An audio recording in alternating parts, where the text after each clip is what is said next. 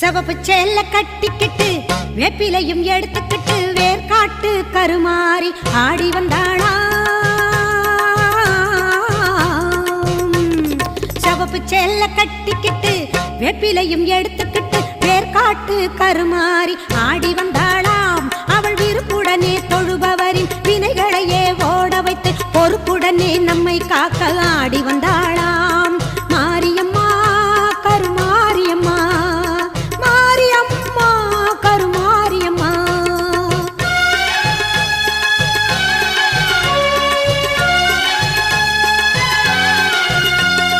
சிறப்புடனே பவனி வந்து சிந்தையிலே கூடி புகுந்து, சிறப்புடனே பவனி வந்து சிந்தையிலே கூடி புகுந்து கருணை உள்ளம் கொண்டு நம்மை காக்க வந்தாளாம்.